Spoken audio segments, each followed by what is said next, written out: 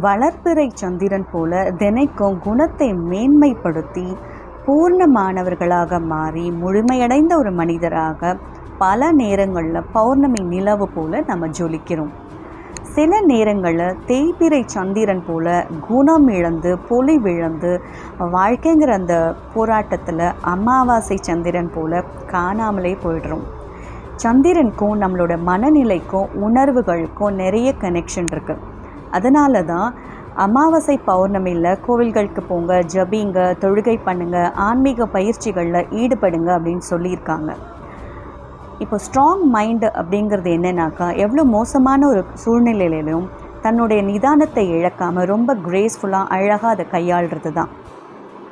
Week மைண்டுங்கிறது என்னன்னாக்கா, ஒரு சின்ன ஒரு டிஸ்டர்பன்ஸ் வந்தால் கூட குடும்பத்தில் தானும் பதட்டமாகி இந்த கோபம் பழியுணர்ச்சினால் ஒரு டிஸ்டர்பன்ஸை தனக்குள்ளே கொண்டு வந்து குடும்பம் மொத்தத்துக்கும் அது ஸ்ப்ரெட் பண்ணி சொந்த பந்தங்களுக்கெலாம் அதை ஸ்ப்ரெட் பண்ணி அப்படியே போயிட்டே இருக்கும் அந்த டிஸ்டர்பன்ஸ். அது வீக் மைண்டுங்கிற மாதிரி. இப்போது எல்லா உலகத்தில் இருக்கிற எல்லா குடும்பத்துலேயும் சண்டை சச்சரவுகள்னு பார்த்தா காலேருந்து சாயங்காலம் அது பாட்டு போயிட்டே இருக்குது. ஆனால் சின்னதாக ஒன்றுன்னு நம்ம வச்சுக்கலாம். குடும்பத்துக்கு காலேருந்து ஈவினிங்குள்ளே ஒரு சின்ன டிஸ்டர்பன்ஸ் நடக்குது அப்படின்னாக்கா, அப்போது உலகத்தில் இருக்கிற எல்லா குடும்பங்களில் ஏற்படுற அந்த எனர்ஜியை நம்ம அக்யூமுலேட் பண்ணோம் அப்படின்னாக்கா, யோசிச்சு பாருங்கள், அதே மிகப்பெரிய வன்முறை மாதிரி இருக்குது.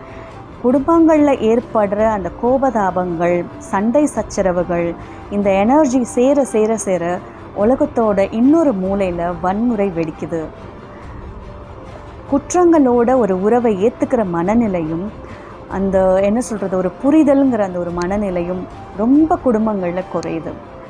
குடும்பங்கள் என்பது சொர்க்கமாக மாறி கடவுள் வீற்றிருக்கும் ஒரு இடமாக மாறி நல்ல உறவுகளோடு வாழ்கிறது ஒரு வரம். அதற்கு இந்த மனநிலை, இந்த உணர்வுகளில் ஒரு நல்ல மாதிரியாக வச்சுக்கிறதுக்கு பிராணிக் ஹீலிங் ரொம்பவே உதவி செய்யும். சரிங்களா? So learn pranic healing.